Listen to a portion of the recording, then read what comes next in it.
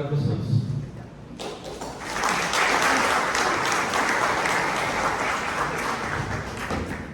E 11 de março estamos aqui para debater esse importante tema: regularizar é possível.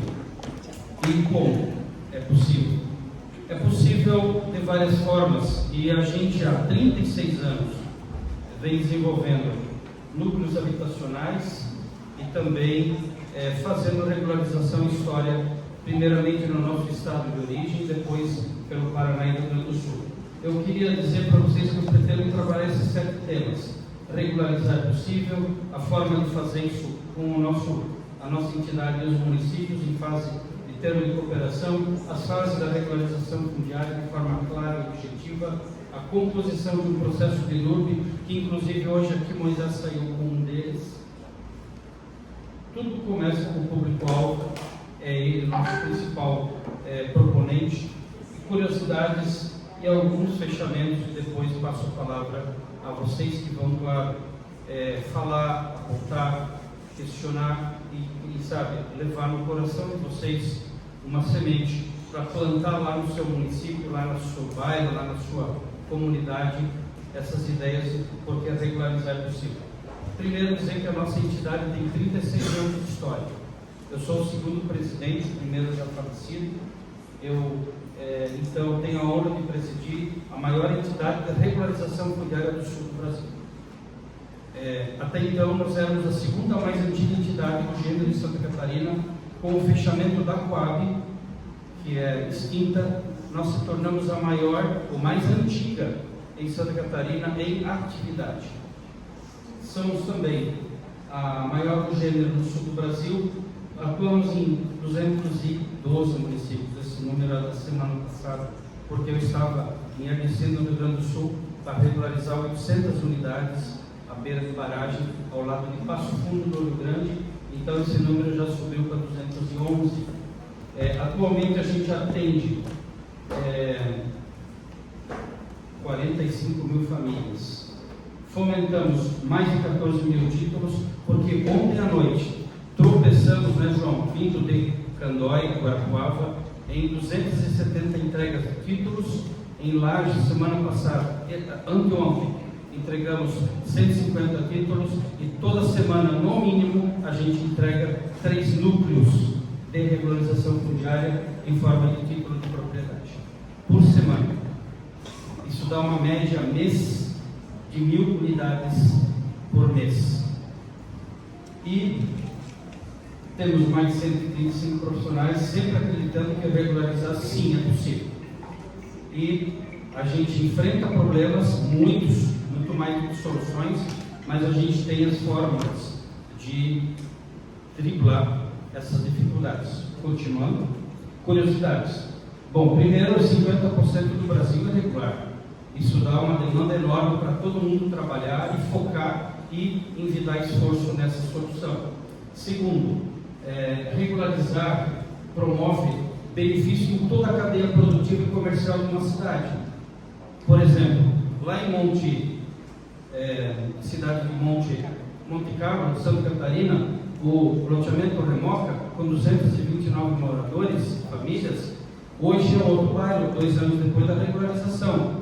Construíram 13 unidades habitacionais, construíram privadas, construíram uma loja de material de construção, abrigou-se e aumentou a mão de obra e a economia de toda a cidade em função da regularização de um núcleo habitacional. Estamos regularizando a cidade inteira, que tem 2.000 unidades a regularizar. A próxima é a Coab, e assim por diante. 45 dias é o nosso recorde de regularizar, e é o recorde brasileiro em tempo de regularização de um núcleo.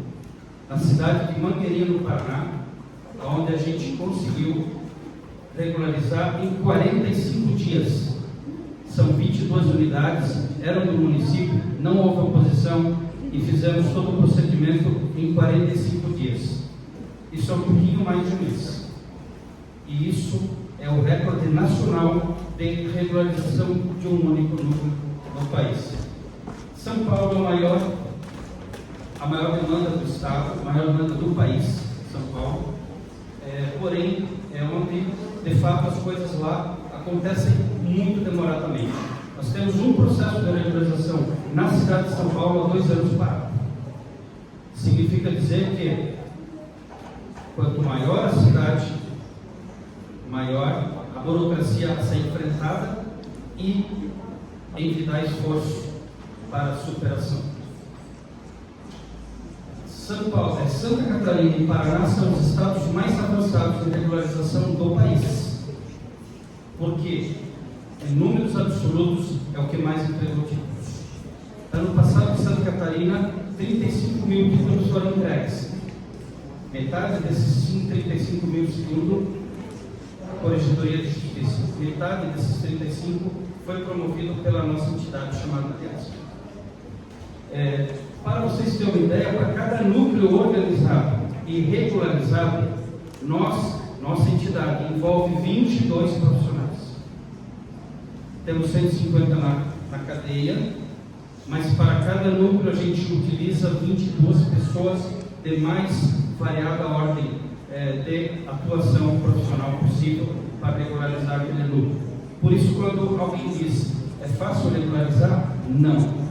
Exige estrutura, pessoa, expertise, capacidade e desenvolvimento gerencial. A regularização, ela se torna difícil porque ela exige contrapartida pessoal capacitado para fazer esse trabalho.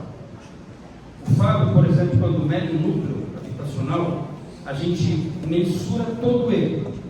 O núcleo é todo ele mensurado. Não só os cadastrados, mas tudo que existe naquele núcleo, os equipamentos públicos, toda e qualquer unidade, as edificações, os muros, as cercas, a matrícula como um todo, as matrículas são mensuradas na sua dimensão completa. E, além disso, além de fazer esse trabalho com LTK, georreferenciamento, a gente faz a ortofoto para sobrepor o tal do georreferenciamento e não haver dúvida nenhuma que ali tem tantas unidades habitacionais, tantos equipamentos públicos e que a área é passível de regularização. Indubitavelmente. Na casa do meu pai há muitas moradas. Esse tema é bíblico. Regularização fundiária e moradia não é um assunto de hoje, vem lá de Mateus e João 14:2.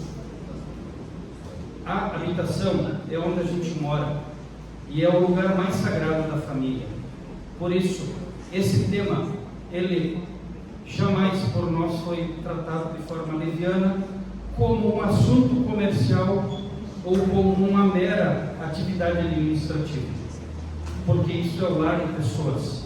Aqui o prefeito Moisés deu um depoimento claro e forte. A gente lida com gente e quem gosta de gente promove a regularização rapidamente. Rapidamente. Não só promove, mas rapidamente. E esse rapidamente requer uma observação específica daqui a pouquinho. Aqui algumas entregas, eu posso citar várias, muitos núcleos, me entero da maioria deles, aqui uma matrícula gerada para o cidadão que estava nesse núcleo. Continuando, aqui a cidade que, com certeza, de todas, foi a mais difícil que nós regularizamos. Planalto, Paraná, uma cidade do oeste catarinense, aliás, paranaense, e lá é uma comunidade com 70 famílias, na maioria delas idosos, aposentados, onde os jovens se evadiam para Curitiba, para Cascavel, para Capanema e etc. E por que foi difícil? Porque as pessoas há 40 anos moram lá, foram enganadas sistematicamente por políticos que prometiam, por vereadores que diziam que davam e nunca deu, e que iam lá pedir voto, e que simplesmente os enganavam sistematicamente, eleição a eleição, 2 anos a 2 anos. E aí, quando nós entramos trabalhar no município de Planalto, distrito de Barra Grande, veio o problema. Que problema foi? As pessoas não acreditavam. É mais uma que vem aqui tirar dinheiro da gente. É mais uma que vem enganar a gente e prometer falsamente. E aí a gente teve dificuldade. As pessoas não acreditavam, nós não conseguíamos mobilização social, e a própria prefeitura dizia, é assim mesmo, é porque eu, quando fui prefeito, fui lá, prometi, não consegui nem achar solução ainda, e agora está aí o problema e eu quero resolver. E a gente arregaçou as mangas. O João, nosso coordenador local, que ontem entregou em Candói 270 títulos de propriedade, foi lá de casa em casa, conversou, um diálogo difícil, e que tivemos então a mobilização, e quando fomos entregar 2 anos depois os títulos de propriedade, que conseguimos de fato desvendar o mistério da política local, e fizemos a coisa acontecer, entregamos os títulos, chamamos a comunidade, e naquele dia as pessoas ainda se perguntavam, será que é verdade? Será que eu vou ganhar meu título? Ou será que vem um papel em branco? E de fato, naquele dia entregamos os títulos e a comunidade se transformou. Hoje a cooperativa de lá está pavimentando as ruas e trazendo os jovens de volta para morar nessa comunidade até então esquecida pelo poder público, porque as promessas eram infundadas. Continuando. Aqui, Irinópolis, o primeiro município de Santa Catarina e o primeiro do Brasil a fazer a regularização fundiária no dia 18 de 2018, janeiro de 2018, eles entregaram o título para abrir ouro. Janeiro de 2018, que ano é a lei? Julho de 2017. Em janeiro de 2018, prefeito Juliano entregando títulos, um problema com muita gravidade. Está aqui no centro, o prefeito Juliano, que projetou o secretário de administração, que hoje é o Valdemiro, e é prefeito eleito, sem campanha. Isso aqui, a regularização, não tem nada a ver com política, e política é algo que não tem nada a ver conosco, porque a gente até tem uma certa aversão a políticos, e essa aversão se justifica de várias formas diferentes. Aqui, então, outras entregas aqui no Rio Grande do Sul, bem recentemente, o prefeito ali Jaldir, Ametista do Sul, uma cidade muito pobre, uma cidade na beira do Rio Uruguai, se elegeu dizendo, eu vou regularizar essa cidade. E, de fato, está cumprindo a promessa. 2 anos atrás se elegeu, está regularizando um plano de trabalho estratégico todos os bairros do município, porque é uma cidade que também sempre foi explorada pela mineração de pedras. E assim, eles hoje têm os seus tipos de propriedade, bairro a bairro, lote a lote, e as famílias. E uma coisa que me chamou muita atenção, eu gostaria de voltar lá, volte lá ao anterior, esses casais mais de idade aqui, e nós cobramos para fazer serviço, no dia que a gente entrega o título de propriedade, o valor de 2 salários ou R$2.000, conforme a licitação prerroga, a gente só cobra o valor das famílias conforme quando entregamos o título de propriedade. Aqui o pessoal de Caçador Santa Catarina, a Eunice, é ou não é? A Eunice é a secretária executiva lá na Secretaria de Habitação. Caçador é uma cidade que regularizou muito, mais de 500 unidades até hoje, e o nosso modus operandi é cobrar quando entregar o título de propriedade. Foi assim que nós descobrimos a seriedade e mostramos que regularizar é possível mesmo com duras penas econômicas, porque nenhuma empresa, nenhuma entidade se sustenta do vento. Ela precisa pagar, ter uma equipe, nós temos 150 funcionários. Da onde vem esse dinheiro? Da onde vem essa estrutura? Do pagamento das famílias. Nunca recebemos real de nenhum órgão público e não trabalhamos com dinheiro de governo. O nosso dinheiro é suado do morador. Por quê? Porque a própria lei diz e a própria legislação aprova, e nós entendemos que, Luciano, regularizar é possível, mas as pessoas têm que dar sua contrapartida, porque tudo que é dado de graça não é valorizado, é ou não é? Então, na medida que as pessoas dão a sua contribuição, elas valorizam o título de propriedade. E nessa foto, as pessoas vinham com o dinheirinho contado. Eu faço questão de pagar para vocês este serviço, porque agora eu sou o dono do meu lar. E isso não tem preço. Continuando. Município de Joia, outros municípios que podem ser. Juliano, aqui tem uma placa do Ministério Público embargando o loteamento como irregular, e foi lá que a gente conseguiu então fazer a regularização do primeiro loteamento regularizado do Brasil em Rio.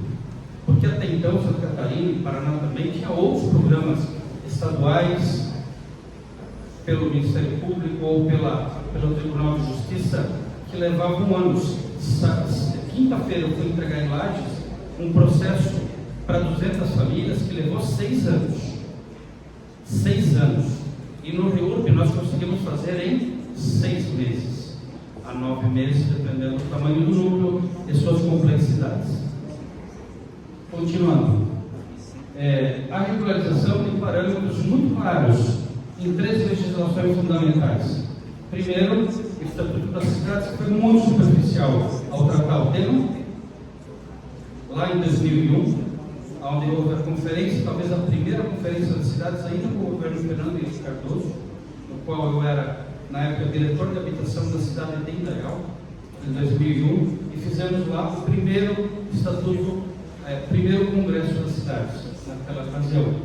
Segundo, a Minha Casa Minha Vida, que agora, dia 14 de fevereiro, foi reeditada, mas na época era a Lei 11977, que tratava um capítulo da regularização fundiária, mas era muito confusa, era extremamente, deixava muitas dúvidas e lacunas, e que não tinha um entendimento claro no marco jurídico, nem temporal. Inclusive era o cartório que tinha que promover, cartório não promove nada, né? Cartório é demandado, cartório recebe, cartório registra. Agora, a lei do REURB transformou essa realidade, porque quem demanda, quem traz, quem puxa, quem empurra a comunidade e seu município é o executivo, é o prefeito municipal. E isso deu uma guinada histórica na regularização do Brasil. Eu creio que a REURB hoje, a Lei 13465 e seu decreto 9310, é a lei mais visualizada pelos gestores públicos no país atual. Por quê? Porque ela traz, e pode ser feito sem custo para o erário, uma grande inclusão dessas pessoas, tanto na cidadania como no próprio espaço municipal, que até então não existia. Aqui, alguns preceitos da lei possibilitam ao morador acompanhar e realizar todos os procedimentos para ter a sua aprovação, define quem são os legitimados, tem mais de 15 instrumentos de regularização dentro da Lei 13465, e o cartório, outro procedimento importante, que registra tanto o parcelamento como os seus titulares para dar o título de propriedade, para gerar uma matrícula, para ele poder ser dono e fazer o que quiser com a sua moradia sagrada. Continuando. Próximo slide. Aqui um pouco o esboço da lei, mas ela está lá no grupo, Lei 13465, Lei do REURB ou Lei 9310, vocês vão ter todo o arcabouço dela na íntegra. São mais 109 artigos, no qual vocês podem se inteirar. Ela é complexa. Está aqui a dizer, é complexa ou não é? É possível ou não é? É possível, porém precisa ter habilidade. Qualquer advogado dizer ele consegue? Não. Até porque esse não é um papel para advogado. Por que não é um papel para advogado? Porque existem 22 profissionais que vão trabalhar no processo administrativo, que não é judicial. Advogado também contribui, mas ele é uma peça dentre 20 que atuam nesta produção. O artigo 10 classifica os núcleos, tem o artigo 11 e vai aqui classificando eles de várias formas, por isso análise. Continuando, os vários tipos de núcleos existentes, e aqui a lei ela é branda e ela também é abrangente, porém existem núcleos não previstos nela. Aqui um pouco resumidamente o fluxo do REURB. Primeiro a fase inicial, que é a fase dos técnicos entrarem, analisarem, fazer seus pareceres, e são vários que dão necessidade ao processo. Segunda fase é a fase de mobilização social, a fase de cadastramento. Terceira fase é a do georreferenciamento, que eu já aqui, de certa maneira, expliquei como que a gente faz. A quarta fase é da organização, assinaturas e também aprovações.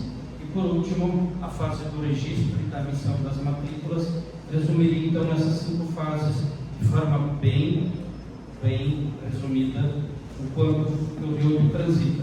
E ele transita basicamente com as famílias, um tripé, aliás, um quadripé, a empresa que vai atuar e os profissionais que geram todas as peças técnicas, a prefeitura, que vai fazer toda a análise e depois, obviamente, as apresentações e aprovações, e depois, por último, o cartório de registro de imóveis, o RI, que vai registrar esse procedimento, emitindo, obviamente, pré-notas devolutivas, quando é o caso, quando ele achar algum conserto a fazer, ele devolve, ele só tem 15 dias para fazer a primeira análise.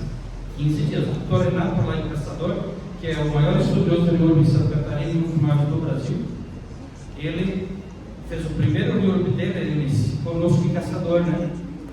E o primeiro RIURB dele se transformou em parâmetro para todo o estado de Santa Catarina, tanto é que a Corregedoria do Tribunal de Justiça elencou normas e diretrizes para proceder padrão aos cartórios de todo o estado de Santa Catarina, que no Paraná não tem, que no Paraná não padronizou. Porém, o Paraná tem uma outra vantagem. O Paraná é o do Brasil a posição mais aberta, mais célere de todos os cartórios, de todas as corregedorias do país afora. O Rio Grande do Sul é retrógrado, enquanto que o Paraná é desenvolvimentista e Santa Catarina é rigoroso. Do rigor, eu sintetizaria essas 3 formas de compreender os 3 estados. O retrocesso do Rio Grande do Sul, inclusive com amarrações de pontos físicos, sem georreferenciar. O Paraná, extremamente avançado, simples e prático no entendimento, e Santa Catarina no rigor. Como nós trabalhamos nos 3 estados, a gente tem parâmetro de comparação absolutamente para fazer esse tipo de análise. E aí, os passos, né? Se identifica as demandas, verifica a situação jurídica das matrículas que compõem o lucro, continuando. O quarto passo, o procedimento licitatório, nós entramos nos municípios por licitação através de edital de termo de cooperação por credenciamento, porque somos uma associação que faz isso especializadamente em todo o sul do Brasil, e nós atuamos então pela organização da sociedade civil, marco legal, a lei 13.019, está aí para todos os municípios usarem, que já usam, e muitas vezes nem sabem, quando vão fazer convênio com a polícia, quando vão fazer convênio com o bombeiro, quando vão fazer convênio lá para outras e outras atividades. No entanto, nós não somos termo de fomento, nós somos termo de acordo de cooperação, significa que não há repasse de recursos. Isso tem que ser muito claro, e os municípios, muitos perdem a oportunidade de fazer o uso da lei, simplesmente por desconhecer, porque assessores jurídicos muitas vezes não conhecem, nunca fiz, e aí a gente tem exemplos às comparas. Paulinho visita vários municípios, sabe o quanto é enfático, né? E enfadonho convencer o jurista a aplicar a lei, e é o que a gente quer em todas as instâncias, inclusive para entrar e trabalhar em determinados municípios. Aqui, talvez, se eu sentar eu consigo falar, os passos que vocês receberam, inclusive, no material que vocês têm em mãos. O passo a passo que é dado e o que compõe o projeto de regularização fundiária. Os elementos que vão fazer parte do processo, como o Moisés acabou de levar aqui, e que é padrão em todos os processos que devem ser feitos no RIURB. É fácil fazer isso aqui? Não, porque é muitas mãos trabalhando e é forma sistemática com qual isso é necessário ser feito. Lembrando que cada núcleo é um núcleo, cada realidade tem uma situação jurídica diferente e que nós precisamos contemplar isso, inclusive, no processo e na análise do procedimento. Então, temos os vários passos, a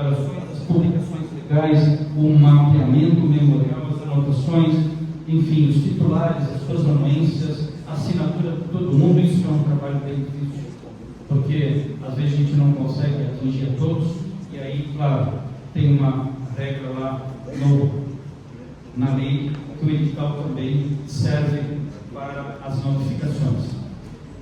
Continuando, aqui eu diria que o REURB também, nessas 4 fases, pode ser concebido, primeiro, forma documental, segundo, a forma de engenharia, terceiro, as anuências, suas aprovações, e quarto, finalmente, a forma cartorial, levando em média 172 dias. Lembrando que a lei deu 180 de máxima para fixar o processo, para completar todas as etapas. 182 dias. E daí, o que a gente faz quando tem município que não cumpre 182 dias? 240, 280, 3 mil dias? O que a gente faz? Ministério Público. Ministério Público. Negociamos, conversamos, dialogamos imensamente, mas às vezes não tem jeito. Às vezes a gente tem que fazer um convite a um ente a mais, que é o vigilante da lei, que é aquele que está de olho quando algum fator não corresponde. E o prazo é fundamental, porque as pessoas moram, as pessoas vivem, e elas moram querendo seu título, e muitas vezes pela inércia do município. E isso quero destacar: não podemos permitir que pessoas moram sem ter a dignidade de ser dono dos seus espaços. Isso é fundamental, e esse é o respeito que a gente tem que ter a essas pessoas, a essas milhares de famílias que estão lá esperando por vocês fazerem acontecer. Aqui também, eu diria que é um cronograma em dias, cada etapa, só que aqui eu não vou explanar e não vou fazer explanação porque meu tempo não permite. Continuando, aqui a verde, a parte de georreferenciamento, ela tem também várias etapas. O georreferenciamento não é um mapa, né, Fábio? Não é um mapa, né? O georreferenciamento é um conjunto de uma peça muito maior que compõe o mapa memorial descritivo, RT, informação de IBGE, confirmação de base. Ufa! Os nossos processos são produzidos e são produzidos por muita gente, inclusive o georreferenciamento. Em média, Fábio, quantas pessoas a tua equipe leva, que é uma equipe, para fazer, contando desde o campo até a emissão das RTs? 6 pessoas. 6 a 7 pessoas para a produção de tal de georreferenciamento. E nós temos 4 equipes de georreferenciamento trabalhando simultaneamente em cada canto dos estados. Continuando aqui, então, essa aqui é a fase de protocolo registral, onde entra no cartório, e lá também é um processo. Lá também é um procedimento que segue etapas. E segue 15 dias para a pré-análise, depois da pré-análise é feita a devolutiva, caso há necessidade, e por último, então, a avaliação final e a emissão dos títulos, com primeiro o registro do parcelamento e segundo o registro dos legitimados. Continuando, estudo ambiental. A parte ambiental, e aqui eu me detenho, gosto desse tema, até porque fiz uma pós-graduação nessa área. A questão ambiental é fundamental, é onde a maioria dos promotores se envolvem, é onde, por exemplo, o CAEMA está diretamente impulsionando a regularização dos municípios do oeste do Paraná, que envolve Foz, Cascavel, Toledo, até Guaíra para cima. Então, o que é a parte ambiental? É um estudo à parte, é todo um arcabouço de documentos que é chamado pela lei de estudo socioambiental, que requer pelo menos 5 profissionais de engenharia ambiental, análise do mapa, as tais de ARTs, não é licença de loteamento novo, cabe destacar. A parte ambiental não é um licenciamento do REURB, porque é um ato consolidado e, portanto, se houver passivo ambiental, ele também é possível de ser minimizado o seu impacto com ações específicas determinadas pelos técnicos e engenheiros